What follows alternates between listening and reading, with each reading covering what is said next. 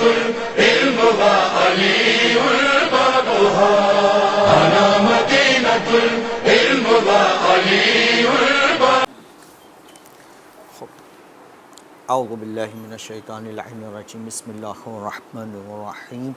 الحمد للہ رب العالمین والصلاة والسلام علی اشرف الانبیاء والمرسلین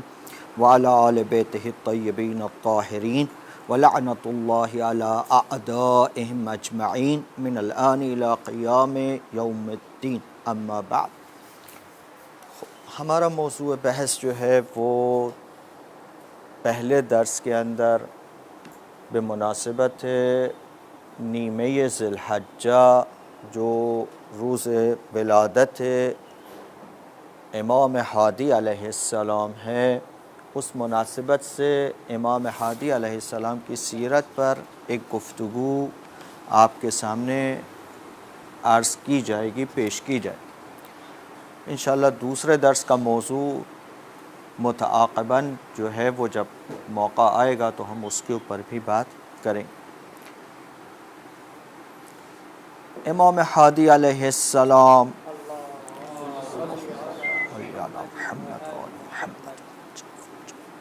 ہم ان کا ایک مختصر تعارف اور جو ان کی سیرت کے حوالے سے کچھ گفتگو ہے ہم اس پہ پھر وارد ہو جائیں گے. ابتدائی بحث آپ کو ہر جگہ مل جائے گی، آپ لوگوں کی اطلاع میں بھی ہوگی. بہت زیادہ اس میں ہم نے تفصیلی میں نہیں جانا، ایک کوئی علمی گفتگو اس حالت میں مثلا اس تعارف کے حوالے سے نہیں کریں. لیکن انشاءاللہ دوسری قسمت میں جو بحث ہے نسبت پہ سیرت امام کی، ادھر ہم تھوڑا سا تفصیل سے بحث کریں گے، گفتگو کریں. مختصر تعارف میں نام امام دہم کا، امام ہادی علیہ السلام کا علی ابن محمد، کنیہ ان کی ابو الحسن. البتہ ائمہ کی فہرست میں اگر آپ دیکھیں گے تو یہ کنیہ ابو الحسن 5 ائمہ کے لیے آئی ہے: حضرت امیر، امام زین العابدین، امام رضا علیہ السلام، امام موسیٰ کاظم علیہ السلام اور امام ہادی علیہ السلام کے لیے. ان 5 افراد کے لیے یہ کنیہ استعمال ہوئی ہے. البتہ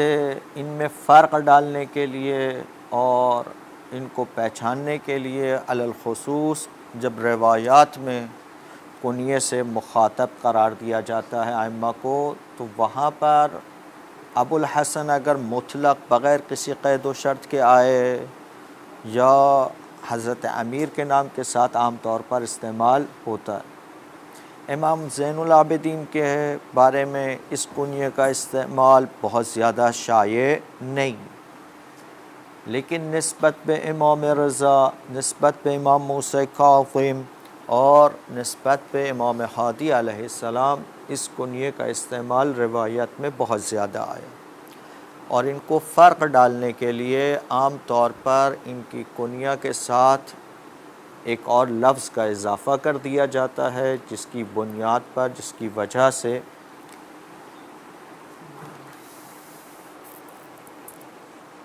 وجہ سے ان کو پہچاننے میں آسانی رہتی. امام موسیٰ کاظم کے لیے جب ابو الحسن کی کنیہ استعمال ہوتی ہے تو ابو الحسن اول کہتے ہیں، اور امام رضا کے لیے اس کنیے کا استعمال الثانی کے لفظ کے ساتھ ہوتا ہے، یعنی کہتے ہیں ابو الحسن ثانی. اور امام ہادی کے لیے جب یہ لفظ استعمال ہوتا ہے تو وہاں 2 چیزوں کو ساتھ میں ملاتے ہیں. کبھی کہتے ہیں ابو الحسن ثالث، یا کہا جاتا ہے ابو الحسن ماوی. یہ دوسرا کلمہ بھی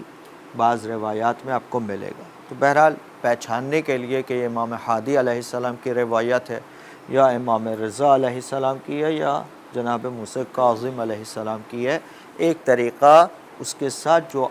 لفظ سفکس کے طور پر یا پسوند کے طور پر لگایا جاتا ہے تو اس کو دیکھ کر پہچانا جا سکتا ہے. اگر اول کا تو مراد امام موسیٰ کاظم، اور اگر ثانی کہا تو امام رضا علیہ السلام، اور اگر ثالث یا ماضی کا لفظ استعمال ہوا تو جان لیجئے کہ امام ہادی علیہ السلام مراد ہے۔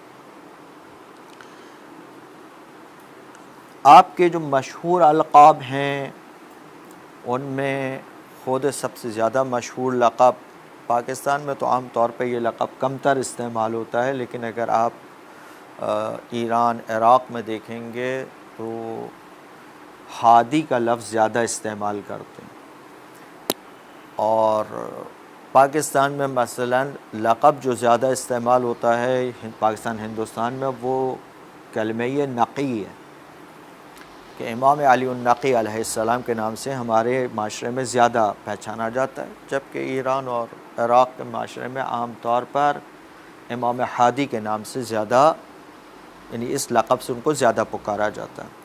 اس کے علاوہ عالم کا لفظ ان کے لیے استعمال ہوا ہے، فقیہ کا لقب ان کے لیے استعمال ہوا ہے، امین کا لقب ان کے لیے استعمال ہوا ہے، طیب،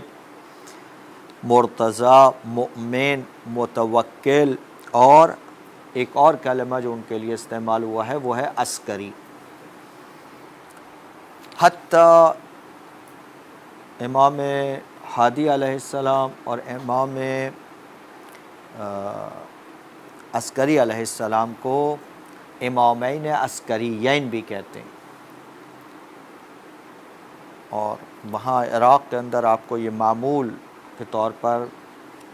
ملیں گے کہ مثلا لوگ کہیں گے کہ امامین عسکریین، یہ لفظ اصطلاح عام طور پہ عراق میں استعمال ہوتی رہتی، تو اور وہ بھی اس وجہ سے کہ ان کا مدفن جو ہے وہ سامرہ ہے، اور سامرہ کو عسکر کہا جاتا تھا، اور عسکر اس لیے کہتے تھے ادھر کے بنی عباس کے خلفاء ظاہراً معتصم تھا کہ جس نے سامرہ میں لشکر کے ساتھ ایک لمبی مدت تک پڑاؤ ڈالا تھا وہاں پر، تو اس لیے سامرہ اور اس کے اطراف کے علاقوں کو عسکر کے نام سے یاد کیا جاتا تھا، یعنی لشکرگاہ کے نام سے یاد کیا جاتا تھا، اور یہی پھر دیگر معروف بھی ہو گیا، اور اسی وجہ سے امام حسن عسکری کو بھی عسکری جو کہتے ہیں وہ یہی وجہ کہتے ہیں کہ سامرہ کی ان کی رہائش زیادہ تھی، اور اس سامرہ کے علاقوں کو عسکر کہا جاتا تھا، اس وجہ سے ان کا لقب بھی عسکری بن گیا۔ بہرحال ان کو امامین عسکریین بھی کہتے ہیں، اور عسکر ان کے القاب میں سے بھی ایک ہے۔ پھر ان کی جو تاریخ تولد ہے وہ نیمہ ذی الحجہ، اور سن پیدائش ان کی جو ہے وہ روایات میں دو آئی ہیں، 212 سن ہجری اور 214 سن ہجری، دونوں ہی ان کے بارے میں تاریخ کتب میں آئی ہے۔ بعض کے نزدیک امام کا تولد نیمہ ذی الحجہ سن 212 ہجری قمری میں ہوا ہے، بعض کے نزدیک 15 ذی الحجہ 214 سن ہجری میں ہوا ہے۔ اسی وجہ سے ان کی سن میں بھی اختلاف موجود ہے، اور یہاں تک کہ وہ کب منصب امامت پر فائز ہوئے اس میں بھی اختلاف اسی تاریخ پیدائش کی بنیاد پر ہوا ہے۔ محل تولد مدینہ ہے ان کا، ان کی والدہ محترمہ سمانہ نام رکھتی تھیں اور کنیز تھیں، یعنی ام ولد جو ہیں وہ امام ہادی کی وجہ سے وہ ام ولد تھی۔ خوب، سن امامت جس وقت امامت پر فائز ہوئے، منصب امامت پر، وہ بعض تاریخوں کے مطابق 6 سال کا سن تھا، بعض تاریخوں کے مطابق 8 سال کا سن تھا، اور اس کی وجہ وہی ان کی تاریخ پیدائش کا جو اختلاف ہے، اسی اختلاف کی بنیاد پر سن منصب امامت پر پہنچنے میں یہ اختلاف آیا ہے۔ اور ظاہری بات ہے 220 سن ہجری کے اندر جو ہے وہ تقریباً امام جواد علیہ السلام کی شہادت واقع ہوئی ہے، اور ان کے بعد منصب امامت پر فائز ہوئی۔ تو اگر 212 ہجری ان کا سن ولادت لیا جائے تو 8 سال کی عمر بنتی ہے، 214 لی جائے تو پھر 6 سال کی عمر ان کی بنتی ہے۔ اسی اعتبار سے ان کی خود عمر مبارک جو ہے وہ بعض کے اندر 40 اور 42 سال کی عمر کے درمیان میں اور بعض میں تھوڑا سا زیادہ بھی بیان ہوئی ہے۔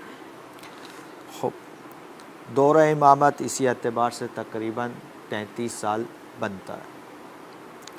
اس اختلاف کے ساتھ۔ تاریخ شہادت ماہ رجب میں ہے اور سن کے اندر 2 قول موجود ہیں۔ ایک قول کے مطابق سن 254 میں 254 میں، اور ایک قول کے مطابق 255 سن ہجری میں۔ البتہ 255 سن ہجری کو بعض لوگوں نے صحیح شمار نہیں کیا۔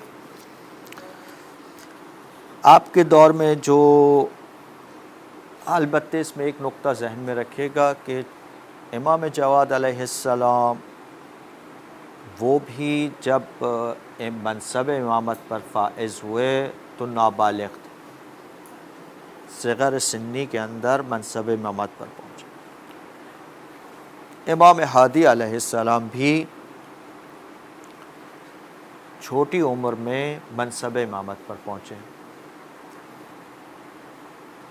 اسی لیے شروع میں پہلی بار جب یہ اس طرح ہوا کہ مثلا ایک کوئی شخص امامت کے عہدے پر فائز ہو اور ابھی بالغ بھی نہ ہو، تو تشیع میں اس بات کو قبول کرنے میں کچھ مشکلات پیش آئی تھیں، اور بہت زیادہ ہوا کہ لوگ ادھر ادھر ہوئے اور امامت کو جلدی انہوں نے قبول نہیں کیا۔ لیکن یہ مشکل امام ہادی کے سلسلے میں پیش نہیں آئی۔ امام ہادی کا چونکہ ایک پہلا ایکسپیرینس تشیع کے معاشرے میں ہو چکا تھا، اور مثلا ایک امام منصب امامت پر قبل از بلوغ پہنچ چکے تھے اور یہ واقعہ ہو چکا تھا تاریخ میں، لہٰذا اب امام ہادی کے موقع پر تشیع کے معاشرے نے اس کو بہت آسانی سے قبول کیا۔ ہاں، کچھ افراد تھے کہ جنہوں نے امامت امام ہادی کو فوراً قبول نہیں کیا، لیکن کچھ ہی عرصے میں، مختصر مدت میں وہ لوگ بھی قائل ہو گئے امامت کے، کیونکہ یہ مسئلہ پہلے اتفاق ہو چکا تھا، اس لیے اس کو قبول کرنے میں اتنی ہچکچاہٹ محسوس نہیں کی گئی۔ اچھا، جس خلفاء کے دور میں آپ امامت پر فائز رہے ان میں سے بنی عباس کا دور تھا، اور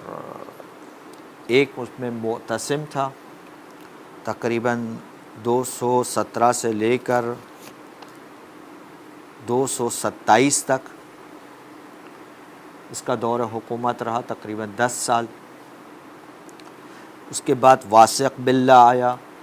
اور وہ تقریباً 227 سے 232 تک اس نے خلافت رکھی اور امام اس وقت موجود تھے۔ اس کے بعد بنی عباس کا ظالم ترین خلیفہ متوکل، کہ جس کے بارے میں ہم خاص طور پہ آگے چل کر اپنی سیرت کے معاملے میں جب متوکل کے دور کا خاص طور پر ذکر بھی کریں گے اور اس کے حالات کو بھی بیان کریں گے، کیونکہ مہم ترین دور امامت جو ہے وہ متوکل کا دور رہا ہے۔ اس کا جو دور تھا وہ 232 سے لے کر 248 تک رہا، اور اس کے بعد منتصر 6 ماہ رہا، اس کے بعد مستعین باللہ تھا اور وہ تقریباً 248 سے لے کر 252 تک، اور پھر آخری جو رہا وہ معتز تھا۔ اور بعض لوگوں نے اس کے بعد بھی ایک اور کا بھی ذکر کیا ہے، معتمد باللہ، اس کا بھی ذکر کیا ہے، لیکن کہ امام کی شہادت کے حوالے سے بہت سی کتابوں نے نسبت دی ہے کہ امام کی شہادت معتمد کے زہر دینے کے وجہ سے پیش آئی، جبکہ معتمد مسند خلافت پر 255 ہجری میں پہنچا ہے، اور عام طور پہ جو شہادت امام کی نقل ہوئی ہے وہ 254 کی ہوئی ہے۔ تو ہو سکتا ہے کہ معتمد نے اگر زہر دیا بھی ہو وہ اس وقت ممکن ہے مسند خلافت پر نہ بھی پہنچا ہو۔ خود شہادت کے حوالے سے بھی بہت ساری تاریخ و کتب نے جو ہے نا شہادت کا ذکر نہیں کیا، لیکن جو شواہد اور قرائن اور بعض کتب تاریخی نے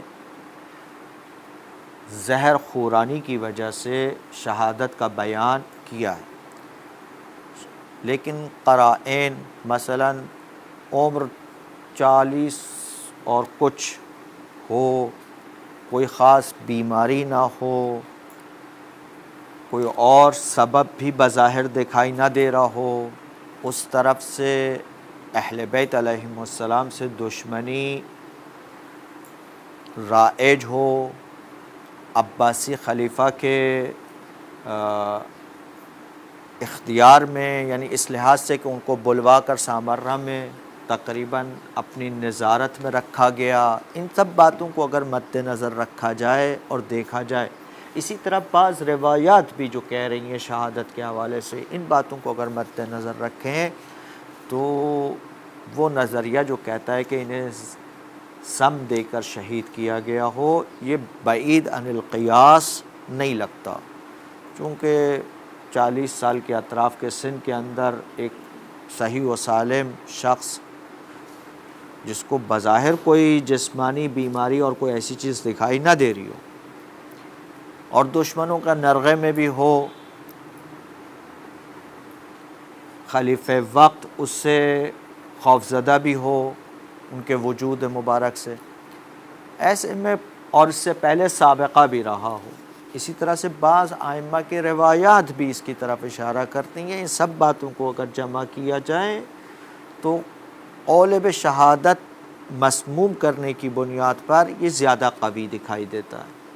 البتہ بہت سی کتب تاریخی ان کی شہادت کے بارے میں خاموش ہیں، یعنی بیان نہیں کرتی کہ ان کا وصال علی نحو شہادہ ہوا ہے یا طبعی طور پر انتقال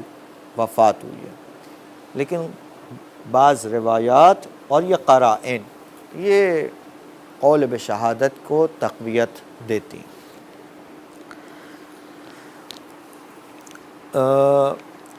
عام طور پر جو ہیں تمام ائمہ، جیسے کہ اس دور میں تھا کہ جب وہ خط وغیرہ لکھا کرتے تھے تو اسے ممہور کرتے تھے اپنی انگشتر کی مہر سے، اور اس مہر پہ ایک عبارت ہوتی تھی، اور وہ مہر کی عبارت کافی یعنی مثلا ائمہ کی مختلف ہوا کرتی تھی، اور مثلا تاریخی کتب میں ان مہروں کا ذکر عام طور پر آتا ہے اور اس پر کندہ شدہ عبارت کا بیان بھی آتا ہے۔ امام ہادی علیہ السلام کے بارے میں یہ بات آئی ہے کہ ان کی جو مہر تھی، اس مہر پہ جو عبارت کندہ شدہ تھی، حق کی ہوئی تھی، وہ عبارت یہ تھی: اللہ ربی وہوا عصمتی من خلقہ، خدا میرا پروردگار ہے اور وہی مجھے مخلوقات الہی سے بچانے والی ہے۔ یہ عبارت ان کی انگشتر پر حق شدہ تھی۔ اب یہ تو ان کا مختصر زندگی نامہ اور تعارف تھا۔ اب اگر ہم دیکھیں ان کی سیرت پر آتے ہیں تو امام علیہ السلام کی سیرت 2 حصوں پر مشتمل ہے۔ ایک ان کا قیام مدینے میں، تقریباً اپنی عمر کے ابتدائی 20 سال کے لگ بھگ وہ مدینے میں رہے، 20 سال اور شاید کچھ، بعض روایات میں 20 سال اور کچھ ماہ بنیں گے اور بعض روایات کے مطابق 20 سال سے کچھ اوپر سال بنیں گے، 20 تو 1 20 تو 2 سال بنے۔ آپ کی زندگی مدینے میں ان کی زندگی اتنی سخت نہیں تھی۔ یہ درست ہے کہ بنی عباس کا دور تھا اور اس دور میں جو والی مدینہ تھا وہ بنی عباس کا منسوب تھا، اور وہ پریشان کرتے تھے معصومین علیہم السلام کو، لیکن چونکہ مدینہ اہل بیت کے حوالے سے دوستداران اہل بیت سے بھرا ہوا تھا، وہاں ان کا احترام، ان کی عظمت لوگوں کے سامنے تھی، گھرانہ محترم شمار ہوتا تھا، طرفدار دوست زیادہ تھے، محب زیادہ تھے۔ امام علیہ السلام کو بظاہر کوئی بہت بڑی مشکل مدینے میں پیش نہیں آتی تھی، اور امام علیہ السلام نے وہاں پر جو اپنے امامت کے فرائض کو بہت آسانی سے انجام دیے، تو کوئی آپ کو بہت زیادہ اس کے اندر وہاں پر کوئی ایسی کہ جس میں آپ کہیں کہ امام پر کوئی سختی کی گئی ہو، کوئی بہت زیادہ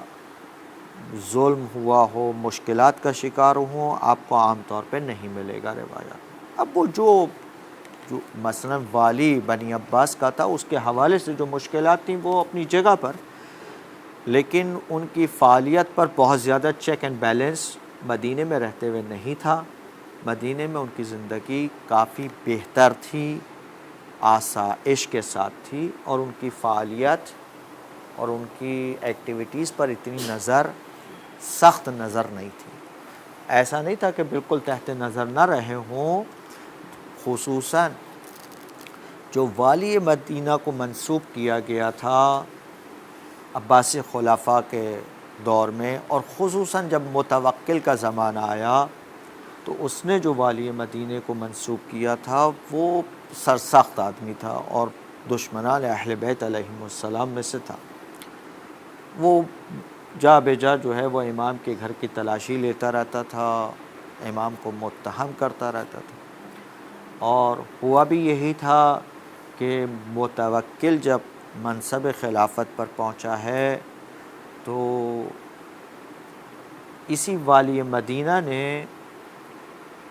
امام کی شکایتیں کی تھی والی متوکل، حتیٰ متوکل کی بیوی بھی امام کے خلاف شکایتوں کے لیٹر لکھا کرتی تھی متوکل، اور متوکل کو ڈرایا جاتا تھا اس بات سے کہ امام کا لوگوں کے درمیان بہت اثر و رسوخ ہے، اور وہ جو ہیں تمہارے خلاف اور بنی عباس کے خلاف جو ہے وہ قیام کرنا چاہتے ہیں، اس کی تیاری کر رہے ہیں۔ کبھی کہا گیا اسلحہ رکھا ہوا ہے اپنے گھر کے اندر، ساتھیوں کو بغاوت کی دعوت دیتے ہیں۔ اس قسم کی شکایتیں بہت زیادہ متوکل تک پہنچائی جاتی تھیں امام کے خلاف، اور یہی بنیاد بنی کہ متوکل ان شکایتوں کے سبب اس نے کیا کیا، امام کو سامرہ طلب کیا، اور لیکن چونکہ وہ واقف تھا کہ مدینے کے اندر وہ کھل کر امام کے خلاف کچھ نہیں کر سکتا تھا، کیونکہ محبان اہل بیت مدینے میں ان کی تعداد اچھی خاصی تھی، اور وہ نہیں چاہتا تھا کہ مدینے میں کسی قسم کی ناآرامی پیدا ہو، کوئی ناملائم صورتحال ایجاد ہو۔ لہٰذا اس نے امام کو سامرہ بلانے کے لیے ایک خط لکھا بہت احترام کے ساتھ، اور اس میں ان سے درخواست کی کہ آپ ادھر تشریف لے آئیں سامرہ میں، ہم آپ کے تجدید عہد آپ کے ساتھ کرنا چاہتے ہیں، آپ سے استفادہ کرنا چاہتے ہیں۔ اور چونکہ معلوم تھا کہ یہ جو اس کا والی ہے وہ شیعوں کے درمیان پسندیدہ شخص نہیں تھا، اور اس کے مدینے میں جو محبان اہل بیت تھے اس کے ساتھ اس کی بنتی بھی نہیں تھی اتنی، لہٰذا ایک اچھا اپنے آپ کو دکھانے کے لیے اس نے اس والی کو معزول بھی کر دیا، اور امام کو اس خط میں اس بات کو لکھا ہوا ہے کہ مجھے شکایت ملی ہے کہ یہ والی آپ کا احترام نہیں کرتا، آپ کا خیال نہیں رکھتا، آپ پر سختی کرتا ہے، لہٰذا میں آپ کی خاطر ان کو معزول بھی کر رہا ہوں۔ اور پھر ایک دوسرے شخص کو اس نے وہاں پر والی مقرر کر دیا۔ حتیٰ ان کو جب بلانے کے لیے اس نے اپنا ایک لشکر بھی ہرثمہ کی سربراہی میں 300 سپاہی کے ساتھ بھیجا کہ آپ یہ آپ کی حفاظت پر مامور ہوں گے، آپ کے تابع دار ہوں گے، آپ کے مطیع ہوں گے، آپ ان کے ہمراہ جتنے افراد کے ساتھ تشریف لانا چاہیں جو آپ کی مرضی کے ہوں، آپ سامرہ تشریف لائیے۔ ہم آپ سے تجدید بیعت بھی کرنا چاہتے ہیں، تجدید عہد بھی کرنا چاہتے ہیں، آپ سے ملاقات بھی کرنا چاہتے ہیں، آپ سے استفادہ بھی کرنا چاہتے ہیں۔ لیکن جب یہ لشکر وہاں پر پہنچا ہے تو لوگ چونکہ بنی عباس اور بنی امیہ کے ظلم کو دیکھ چکے تھے اور دشمنی سے اچھی طریقے سے واقف تھے، محبان اور طرفداران اہل بیت بڑی تعداد میں موجود تھے، ان کو یہ بات آسانی سے ہضم نہیں ہوئی اور انہوں نے حالات وہاں کے تھوڑے سے دگرگون ہونے لگے اور عوام میں جو ہے وہ ایک قسم کی بغاوت کے آثار نمودار ہوئے۔ کچھ مثلا ٹکراؤ بھی بعض صورتوں میں ہوا۔ اچھا، یہ جو دوسرا والی بھیجا تھا یا ہرثمہ کو بھیجا گیا تھا، انہوں نے جب امام ہادی کے ساتھ امام ہادی کے ساتھ انٹریکشن کیا، ارتباط پیدا کیا، امام ہادی کے اخلاق ان کی دیکھا گیا کہ ان کو کوئی ایسی صورتحال نہیں ہے، کوئی بغاوت کے آثار ان میں دکھائی نہیں دے رہے، کوئی ایسی ایکٹیویٹی بھی دکھائی نہیں دے رہی۔ حتیٰ ان کی گھر کی جب تلاشی لی گئی تو سوائے کچھ علمی کتب اور قرآن کے کچھ نہیں ملا۔ امام کو بھی انہوں نے ہمیشہ دیکھا کہ وہ یا مسجد میں مشغول عبادت ہیں یا گھر میں مشغول عبادت ہیں، لوگوں کے ساتھ بھی ان کا وعظ و نصیحت کے علاوہ کوئی زیادہ اور کوئی ارتباط دکھائی نہیں دے رہا۔ تو یہ جو والی بھیجا تھا اور یہ ساتھ میں جو لشکر کا سربراہ بھیجا تھا، اس کے دل میں بھی ایک نرم گوشہ امام کے لیے پیدا ہو چکا تھا اور یہ بھی امام کا گرویدہ بھی ہو چکا تھا۔ اس نے بھی حالات کو مناسب بہتر رکھنے کی کوشش کی، لیکن بہرحال ذمہ داری اس کا وظیفہ، اس کو جو وظیفہ دیا گیا تھا، اس کو جو ذمہ داری سونپی گئی تھی وہ یہ تھی کہ اسے امام کو سامرہ لے کر جانا تھا۔ لہٰذا بالآخر امام کو مجبوراً، اپنی مرضی سے نہیں، مجبوراً سامرہ جانا پڑا۔ حالات ایسے نہیں تھے کہ امام انکار کی پوزیشن میں نہیں تھے۔ بہرحال اسی ہرثمہ کی سربراہی میں امام جو ہیں وہ بغداد کے راستے سامرہ کے لیے روانہ ہو جاتے ہیں۔ راستے میں کوئی ایسی مشکلات ان کو ویسے پیش نہیں آتی اور پورے راستے میں امام علیہ السلام کا بہت احترام اور عزت کے ساتھ، تکریم کے ساتھ لے جایا جاتا ہے۔ البتہ چونکہ بنی عباس کے دور میں تشیع کافی جگہوں پر پھیل چکی تھی، کیونکہ حالات اس سے پہلے بہت نامساعد بھی رہے تھے۔ اس کے علاوہ امام محمد باقر اور امام جعفر الصادق کے دور میں دور دراز سے اہل علم مدینے آتے رہے تھے اور پھر جب وہ اپنے علاقوں میں پلٹتے تھے تو وہاں انہوں نے تبلیغاتی کام کیے تھے۔ اس کی وجہ سے تشیع ان دونوں وجوہات کی بنیاد پر، یا زیدیہ فرقے کے اندر یہ ہوا تھا کہ ان کے قیام کی وجہ سے تشیع بہت دور دور تک گئی تھی، تو راستے کے اندر امام کے شیعوں کے ساتھ ارتباطات بہت زیادہ پیش آئے اور ہرثمہ نے اس میں بہت زیادہ رکاوٹیں بھی نہیں ڈالی، چونکہ وہ کوئی بھی ایسا جھگڑا کھڑا نہیں کرنا چاہتے تھے۔ لہٰذا امام علیہ السلام کو اچھی خاصی فرصت اس میں ملی کہ اہل شیعہ کے ساتھ وہ اچھے ارتباط میں دوران سفر بھی رہے۔ اسی طرح سے جب وہ بغداد پہنچے ہیں تو بغداد میں بھی ان کو جس جگہ پر رکھا گیا، جس شخص کے گھر میں، وہ بھی محب اہل بیت تھا، اور جو بغداد کا اس وقت کا والی تھا وہ کم از کم اہل بیت اور خاندان رسالت کا معترف اور احترام کرنے والا۔ حتیٰ اس نے باقاعدہ اس ہرثمے کو نصیحت بھی کی کہ دیکھو تم متوکل کو جانتے ہو، خاندان بنی عباس اور ان کی بنی ہاشم کے ساتھ دشمنی سے بھی واقف ہو، اور متوکل کے مزاج سے بھی جانتے ہو، کچھ زیادہ ہی شقی المزاج قسم کا متوکل تھا، اور اسی لیے اس نے خاص طور پر ہرثمہ کو یہ نصیحت بھی کی کہ دیکھو تم نے جب گزارش دینی ہے، رپورٹ دینی ہے امام کی، تو ایسی رپورٹ نہیں دینا کہ جس کی وجہ سے متوکل طیش میں آ جائے اور امام کو کوئی نقصان پہنچائے، پھر روز قیامت تمہیں پیغمبر کا سامنا کرنا ہے، یہ اولاد پیغمبر ہے اور تمہیں پھر پیغمبر کا سامنا اس سلسلے میں کرنا پڑے۔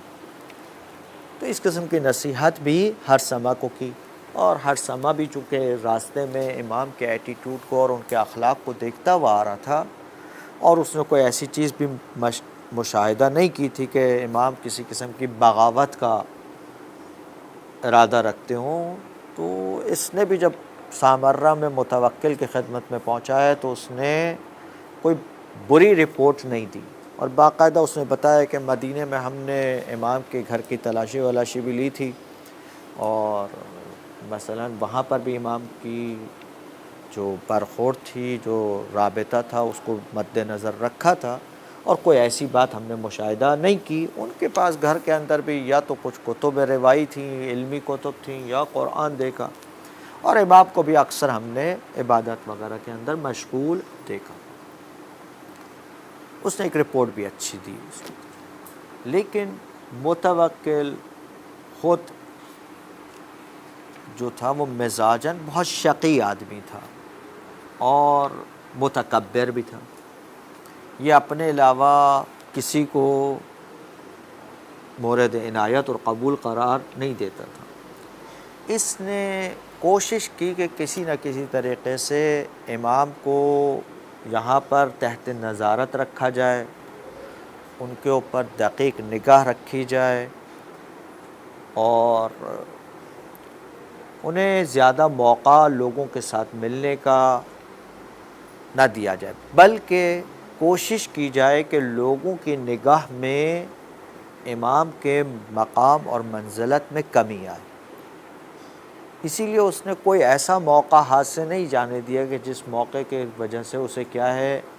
اس کو ملا ہو اور وہ امام کو تحقیر کرنے کی اس نے کوشش نہ کی۔ اس نے بہت کوشش کی کہ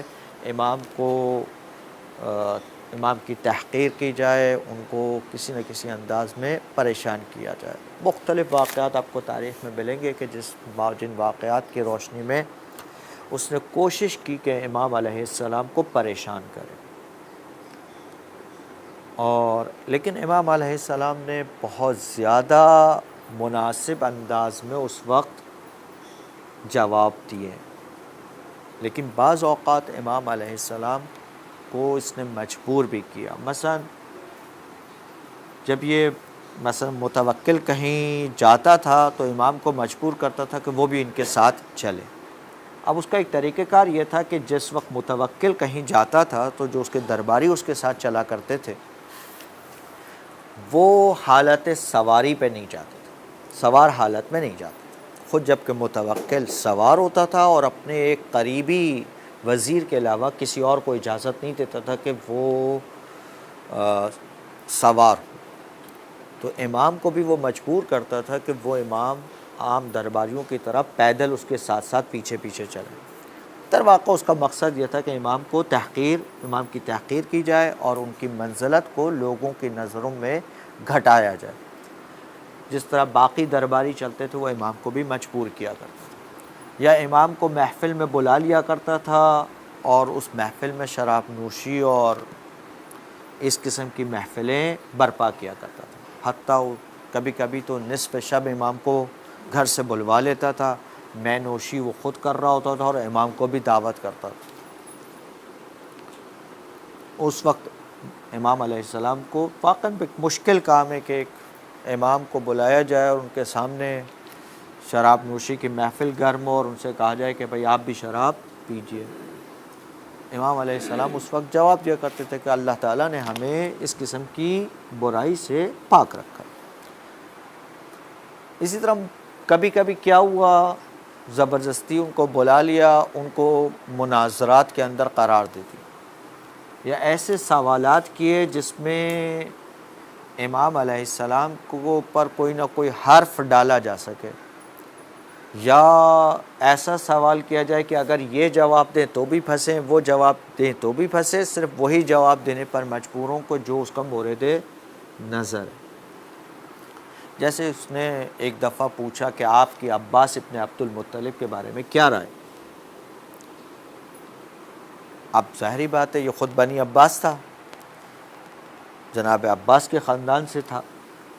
اب اگر وہ برائی کرتا، مثلا ان کی کوئی ایسی بات کرتے، ان کی مثلا حضرت عباس کو در مقابل بنی ہاشم کے باقی لوگوں کے مقابل میں قرار دیتے تو مسئلہ،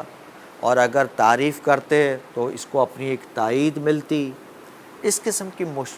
مسئلوں میں اس نے گرفتار کیا، اس قسم کے سوالات میں ڈالا۔ امام علیہ السلام بڑی ہوشیاری سے اور بڑی زیرکی سے اپنے آپ کو اس معاملات میں بچاتے رہے۔ بس نہ ادھر انہوں نے جواب دیا کہ ایسی شخصیت کا آپ کیا کہیں گے کہ بھائی جس کے فرزندان کو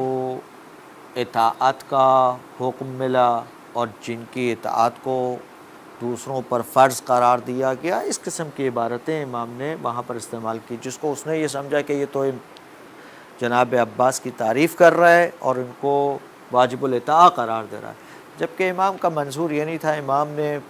جس انداز میں گفتگو کی اس سے مراد یہ نکل رہا تھا کہ مثلا خدا کی اطاعت پر ان کو مامور قرار دیا گیا ہے۔ اس انداز میں ان کے مشکلات ان کے لیے کھڑی کرتا رہا متوکل۔ اچھا، یہ متوکل اس دور میں اس نے تشیع کے حوالے سے اور ان کو نقصان پہنچانے کے لیے عجیب و غریب قسم کے کام کیے۔ وہی متوکل ہے کہ جس نے جب دیکھا کہ شیعہ بہت زیادہ امام حسین کے جانب متوجہ ہیں، ان کی زیارتوں پہ جاتے ہیں، مراسم عزاداری برگزار کرتے ہیں، ان کو یاد کرتے ہیں، ان کی مجالس کو برپا کرتے ہیں، جو ہمارا اگلا ٹاپک کا موضوع بھی۔ تو اس نے اس شیعوں کو اس مسئلے میں دور رکھنے کے لیے اور ان سے وہ کرنے کے لیے اس نے قبر امام حسین علیہ السلام کو ڈھایا، پانی وہاں پر چھوڑا، اطراف کے علاقوں کو تباہ و برباد کیا،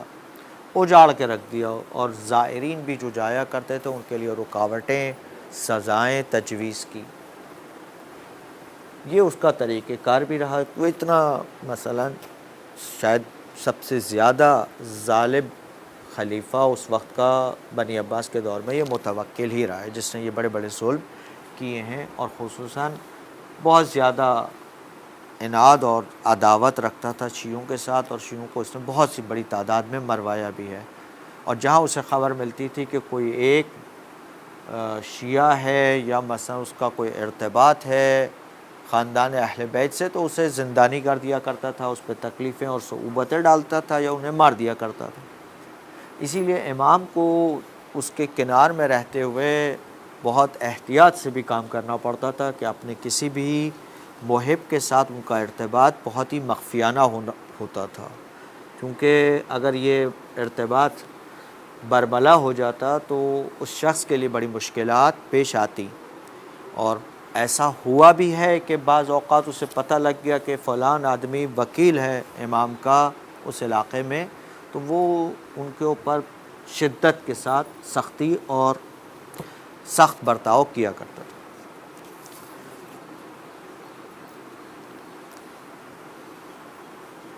مثلا ایک اور واقعہ اس کے اندر یہ پیش آیا ہے کہ مثلا ایک دفعہ اس نے جو ہے وہ امام علیہ السلام کو تحقیر کرنے کے لیے اپنی ایک محفل میں دعوت دی، اور ایک شعبہ باز ہندی کو بلایا اور امام کو کھانے پر بٹھا کر ان کے ساتھ مثلا اس شعبہ باز ہندی کو انعام کا لالچ دیا اور کہا کہ بھئی ان کو کسی طریقے سے عاجز کرو۔ اور وہ جب بھی امام روٹی کی جانب ہاتھ بڑھاتے، وہ اپنے شعبہ بازی سے روٹی کو وہاں سے حرکت دے دیتا تھا۔ تو جیسے امام جیسے ہاتھ بڑھے تو روٹی ادھر ہو گئی، ادھر ہو گئی، اوپر ہو گئی، نیچے ہو گئی۔ وہ یعنی امام کو خجل کرنے کے لیے، خجالت زدہ کرنے کے لیے یہ کام وہ کر۔ تو اس وقت مشہور ہے کہ امام نے ایک اشارہ جو ہے وہ کسی بالشت پہ بنے شیر کی جانب کیا اور وہ شیر مجسم ہوا اور اس نے صحبت باز کو نگل لیا، جس سے خود درباری اور وہ خود بہت پریشان ہو گیا۔ لیکن بہرحال اس قسم کے واقعات پیش آئے۔ ہماری جو اصل گفتگو تھی وہ تو ابھی ہم نے شروع ہی نہیں کی ہے، میں اس تفصیلات میں زیادہ چلا گیا۔ امام علیہ السلام کی اس دور میں اسٹریٹجی کیا رہی اور کس قسم کی یعنی امام کے دور، اس دور کی امامت والے دور کی خصوصیات کیا تھی؟ دیکھیے دوسرے بحث کے اندر ہم تھوڑا سا اس مسئلے کو زیادہ کھول کر بیان کریں گے، لیکن امام ہادی کے حوالے سے جو امام رضا کے بعد کا دور ہے، تمام ائمہ کی اس دور میں ایک کوشش رہی ہے کہ زمینے کو غیبت امام زمان کے لیے ہموار کریں، اور اس کے لیے انہوں نے ایک روش اختیار کی تھی، وہ یہ تھی کہ اپنے نمائندے نصب کیا کرتے، وکلا۔ یہ کام بھی امام ہادی علیہ السلام نے خاص طور پر بہت وسیع پیمانے پر کیا جب ان کو موقع ملا، اور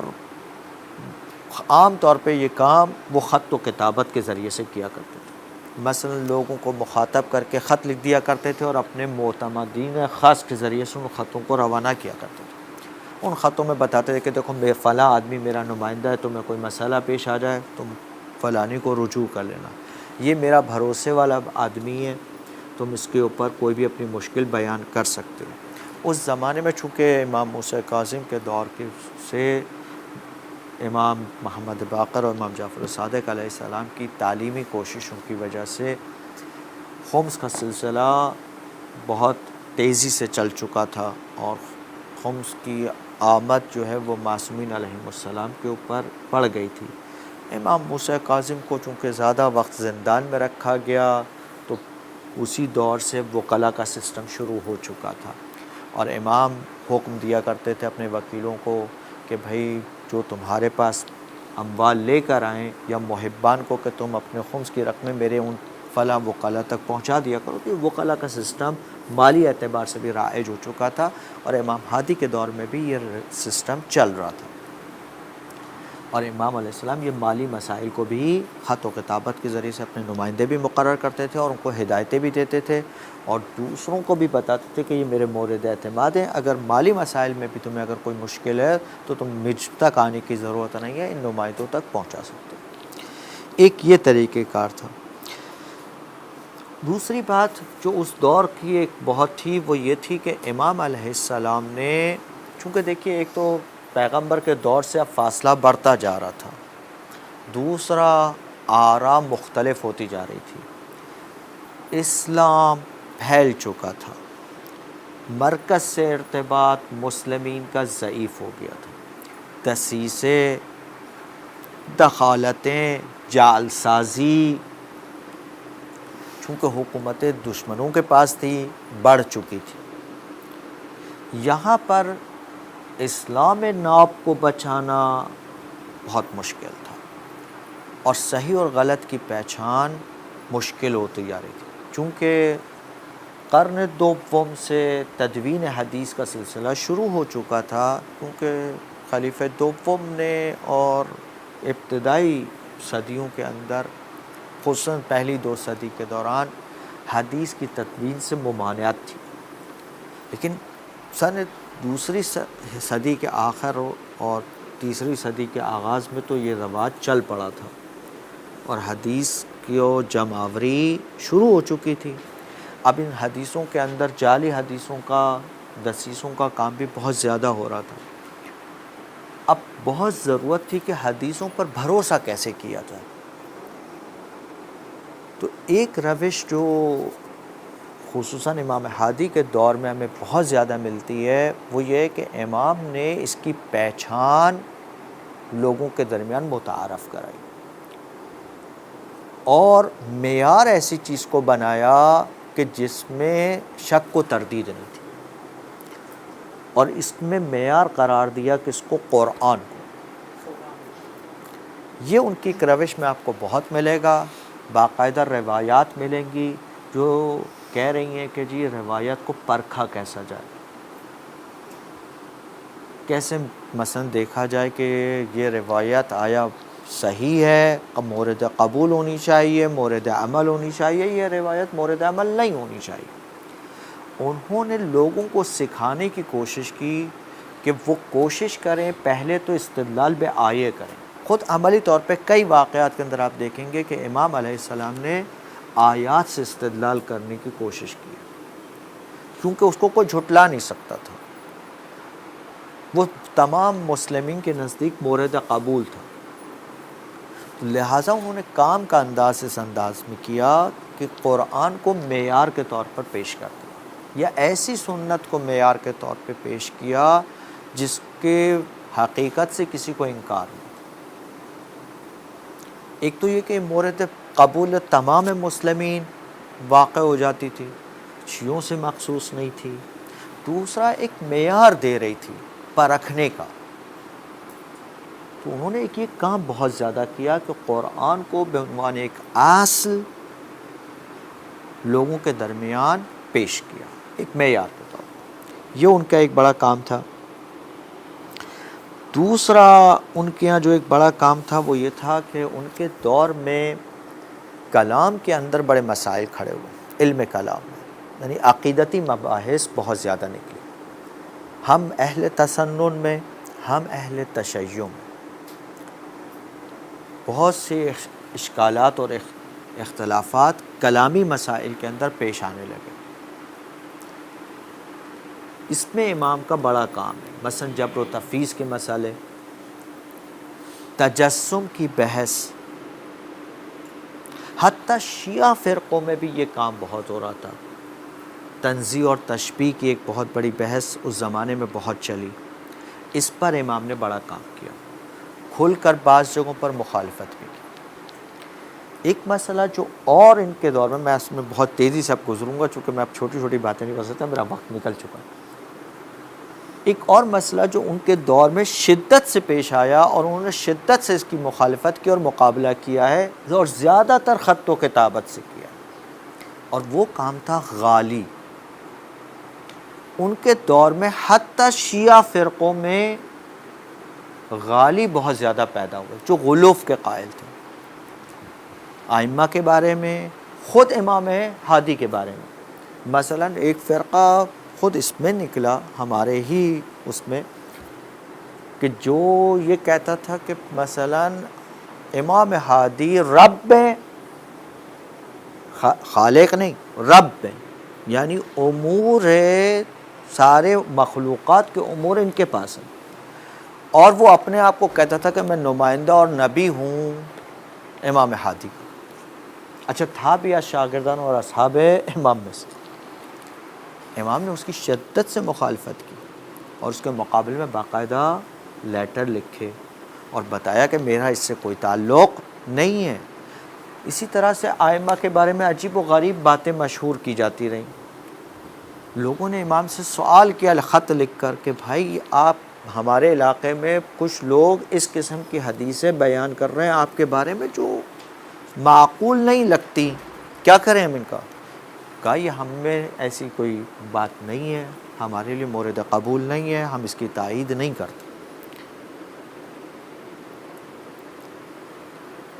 حتیٰ بعض جگہوں پر مثلا خود بعض اصحاب نے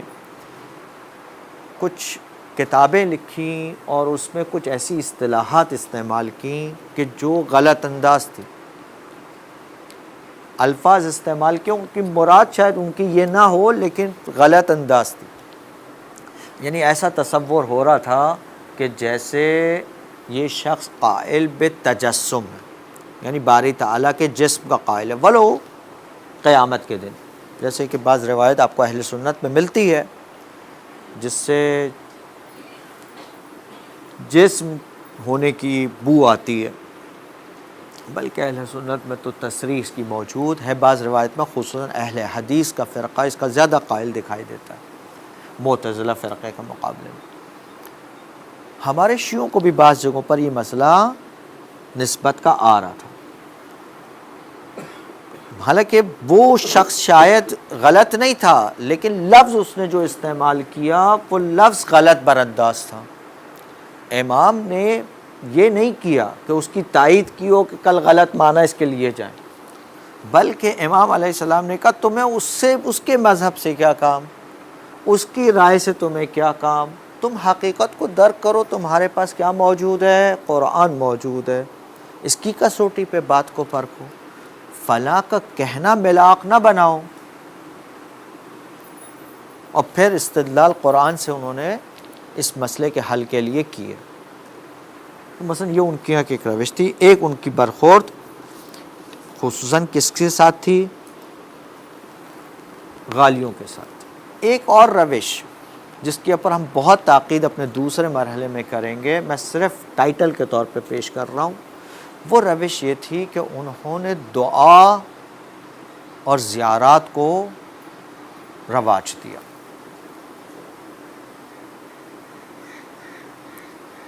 دعا اور زیارات کو رواج دیا۔ بعض دعائیں ایسی ہیں جو امام ہادی علیہ السلام سے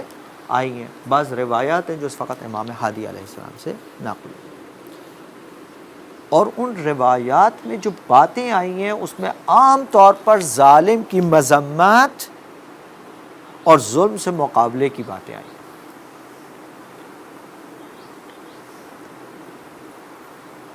اور اس کی قوف کو روشن کیا گیا ہے۔ ایک مشہور ان کی دعا ہے،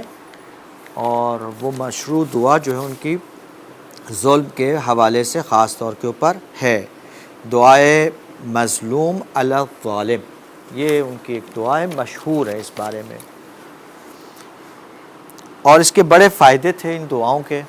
ان میں سے میں صرف فہرست وار بیان کر رہا ہوں چونکہ اب فرصت بالکل بھی نہیں بلکہ بہت گزر چکی ہے۔ ایک تھا مثلا دعاؤں کا ایک فائدہ یہ تھا کہ ائمہ سے لوگوں کو مربوط کرتی تھی، ربط دیتی تھی۔ یہ دعائیں مثلا کسی کے لیے کوئی مشکل پیش آ رہی ہے، امام سے اس نے درخواست کی، امام نے اس کو ایک دعا سکھا دی، اس سے اس کو فائدہ ہو گیا۔ یہ ارتباط بین امام اور مردم کو کیا کر رہی تھی؟ قوت بخش رہی تھی۔ دوسرا کام ان دعاؤں کو یہ تھا کہ ان دعاؤں میں جو کلمات استعمال ہوئے تھے، جو باتیں کہی گئی تھیں، اس سے اہل بیت کی شان میں اضافہ ہو رہا تھا، اور لوگوں کو اہل بیت کے بارے میں کیا پتہ لگ رہا تھا؟ ان کی عظمت پتہ چل رہی تھی، اور یہ بھی پتہ لگ رہا تھا کہ صالح ولایت کے لیے، رہبری کے لیے اہل بیت علیہ السلام۔ اس کے علاوہ ان دعاؤں کے ذریعے سے دین کی شناخت حاصل ہو رہی تھی۔ تو یہ دین میں کرنا کیا چاہیے؟ مثلا زیارات میں نماز کا ذکر آیا ہے، جہاد کا ذکر آیا ہے، صوم و صلات کا ذکر آیا ہے، امر بالمعروف اور نہی عن المنکر کا ذکر آیا ہے، بتایا ہے کہ ائمہ کیا کیا کرتے تھے۔ اس سے دین کی ترویج اور اس کی پہچان سمجھ میں آتی ہے۔ ان دعاؤں کو اور زیارتوں کا یہ بڑا فائدہ تھا، انہوں نے یہ روش اپنائی۔ اس روش کے اوپر ہم زیادہ گفتگو بعد والے جلسے میں کریں گے۔ اچھا، ایک اور مسئلہ جو ان کے زمانے میں تھا، جو خاص طور پہ میں صرف عنوان کر رہا ہوں اور بات آگے نہیں بڑھاؤں گا، وہ یہ ہے کہ تشیع کو دنیا بھر میں پھیلایا ارتباط کے ذریعے سے، اور خود نہیں حرکت کی لیکن خط و خطابت زیادہ اور اپنے وکلاء کے ذریعے سے۔ اس حوالے سے امام ہادی کا جو کام تھا وہ ایران میں بہت زیادہ ہوا، جبکہ ایران بہت دور دراز کا علاقہ تھا اس دور میں، اتنا آسان نہیں تھا۔ دیکھیے کوفہ محل تشیع رہا، یعنی عراق میں پھر بھی آپ کو شیعہ مل گئے، سامرہ کاظمین رہا، ایران میں خراسان فقط رہا امام رضا کے دور میں، لیکن آپ دیکھیں گے کہ ایران میں امام ہادی کے دور میں بہت زیادہ کام کیا۔ اس کی بڑی نشانی یہ ہے کہ اس دور کے جو اصحاب ہیں ان میں خراسانی، حمدانی، دیلمی، نہیں پتہ مثلا نیشاپوری، ان کی بڑی تعداد آپ کو ملے گی، اور یہ اضافہ بتا رہا ہے کہ ان کا تعلق عام طور پہ ایران کے علاقوں سے تھا۔ یہ ان کی ایک زندگی کی ایک خصوصیت ہے. انشاءاللہ باقی جو ہے وہ دوسرے جلسے میں ہوگا. مجھے اندازہ ہے کہ بہت سی باتیں میں نے جو تیار کی تھی ان میں سے میں نے کچھ بھی نہیں بولا. جو میں نے نکات لکھے تھے خالی وہ پڑھیں آپ کو. ایک صلوات ختم کریں.